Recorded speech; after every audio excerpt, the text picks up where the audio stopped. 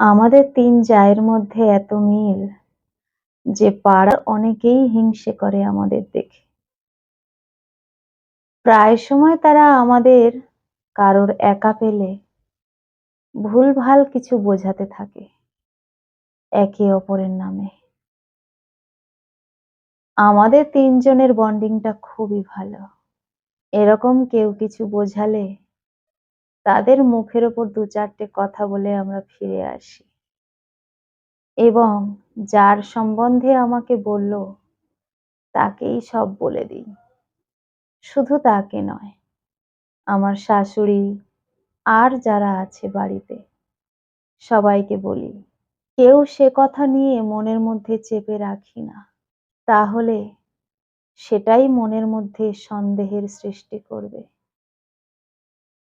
একটু একটু সন্দেহ জমা হতে হতে সম্পর্ক নষ্ট হবে।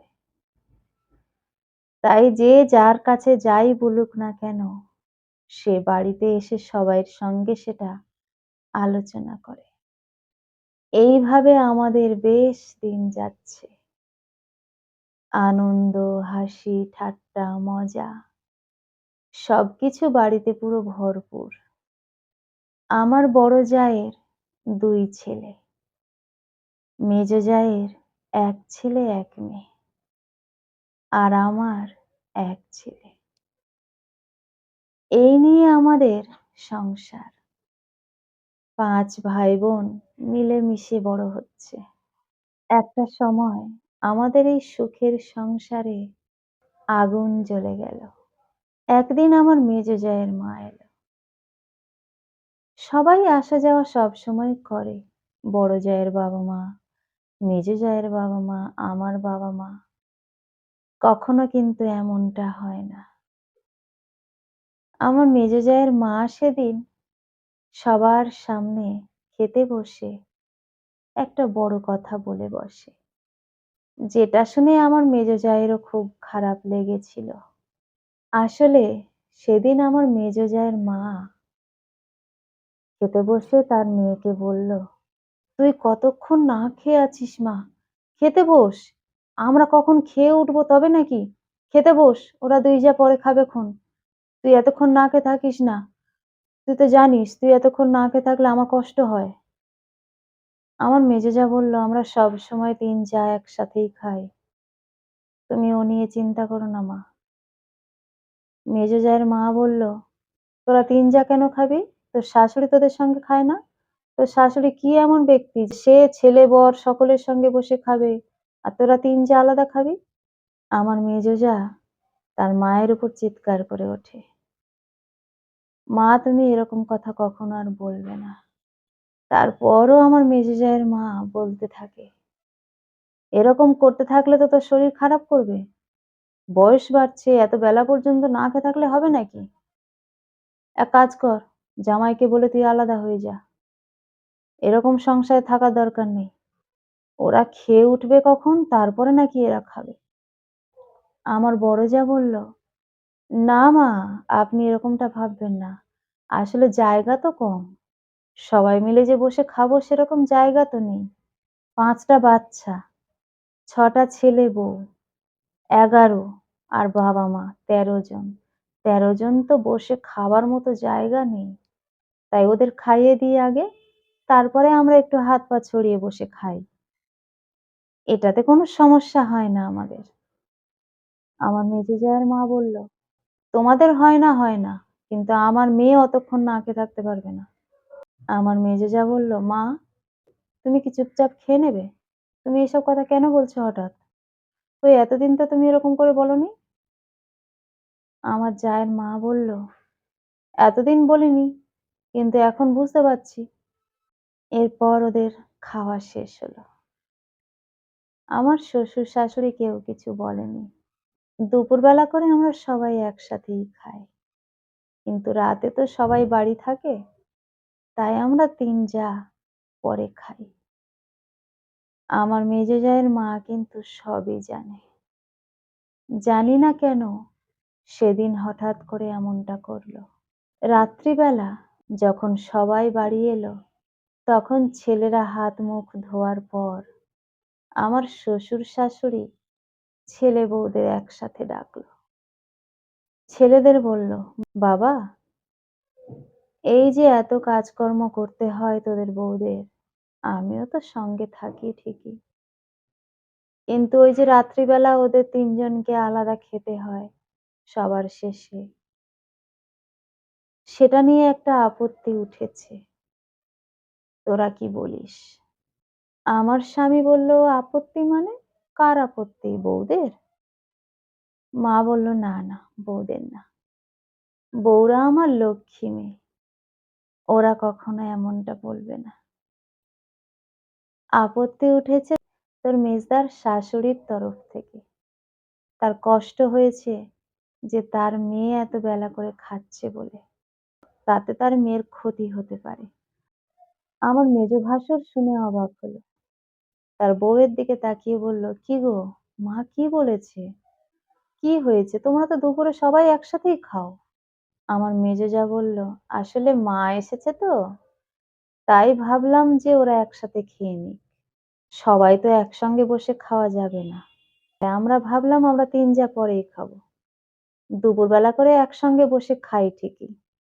মা এসেছে যখন, তখন ওরা ৫ ভাই-বোন আর মা, বাবা আর আমার মা।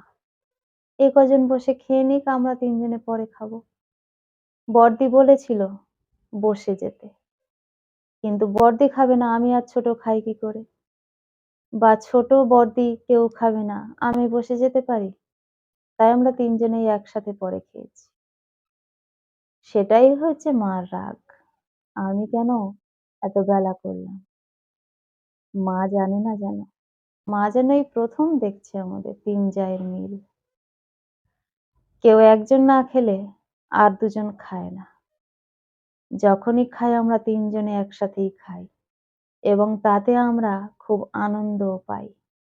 মা আসলে এসব ভুলে গেছে। আমার স্বামী আর ২ ভাসুর বলল, "যদি বউদের কোনো আপত্তি না থাকে মা, তাহলে আমাদের তো কোনো আপত্তি নেই।" বাবা বলল, "তোরা আলোচনা কর আজকের রাতটা। আজকে রাতে আলোচনা করে সকালে জানাস। তাহলে তোরা ৩ ভাই, ৩ ভাইয়ের মতো আলাদা করে খা। আর আমরা আমাদের মতো থাকি। যে যার মতো রান্না করবে সেই তার খাবে। টাইম মেইনটেইন হবে।" এইবার আমরা ৩ বউ কথা না বলে থাকতে পারলাম না। আমরা বললাম, "বাবা, আমাদের কোনো আপত্তি নেই। রাতে কোনো আলোচনার দরকার নেই। আমরা বেশ ভালো আছি। আমরা এমনটাই থাকতে চাই। কোনো অসুবিধা হচ্ছে না আমাদের।" আমার মেজো জায়ের মার মুখটা পুরো চুন হয়ে গেল। আমরা বুঝতে পারলাম আমার মেজো জায়ের মা যখন পাড়া দিয়ে আসে, তখন নিশ্চয়ই তার কানে কেউ কিছু তুলেছে। আমাদের ৩ জায়ের বাবা-মাকে সবাই চেনে। তারা প্রায় সময় আসে। তাই মেজো জায়ের মা যখন আসে, তখন হয়তো কেউ গল্প করেছে আমাদের সম্বন্ধে, আমাদের ফ্যামিলির সম্বন্ধে খারাপ কিছু বলেছে। তাই তার মনটা ওরকম হয়ে গেছিল। এত কিছু হওয়ার পর আমার মেজো জায়ের মা আমার শাশুড়ি মায়ের হাত ধরে বলল, "দিদি, কিছুক্ষণের জন্য আমি ভুল পথে চলে গেছিলাম। আমি সবকিছু জানি ওদের ৩ জায়ের মধ্যে কত মিল, কত ভালোবাসা। কিন্তু আমি না আসছিলাম, এই পাড়ার মধ্যে থেকে ওই কলতলায় কটা বউ দাঁড়িয়ে ছিল। তারা আমাকে চেনে, আমিও তাদের মুখ চিনি, কিন্তু কে বলতে পারবো না। তারাই আমাকে দাঁড় করিয়ে অনেক কিছু বলল তোমাদের নামে। তারপর রাতে এরা কত রাত করে খায়, কত কি হতে পারে তার জন্য এইসব নানান কিছু আমার মাথায় ঢুকিয়ে দিল। আমার তো একটা মাত্র মেয়ে, তাই প্রচন্ড ভয় পেয়ে গেছিলাম দিদি। সেইজন্য এরকম বলেছি। কিন্তু তোমাদের মধ্যে যে এত ভালোবাসা, এত মিল, সেটা আমি বোধহয় ক্ষণিকের জন্য ভুলে গেছিলাম। আর কখনো এই ভুলটা হবে না দিদি। আমার মেয়ে যদি ভালো থাকে তাতেই তো আমার সুখ। আমার মেজো মাকে বলল, "মা, অন্যের কথা কখনো শোনো না। আমাদের এই ফ্যামিলিটাকে অনেকেই হিংসে করে। আমরা এত ভালো আছি বলে। আজকে তো তোমাকে বলেছি। কতবার কত রকমের চেষ্টা করেছে আমাদের ৩ জাকে আলাদা, আলাদা ভাবে ভুলভাল বোঝানোর। কেউ কিছু করে উঠতে পারেনি। তাই এসব নিয়ে তুমি চিন্তা করো না মা। আমরা খুব ভালো আছি।" সেই থেকে আর কোনো সমস্যা হয়নি আমাদের সংসারে। আমরা দিব্য আছি। বেশ চলে যাচ্ছে আমাদের।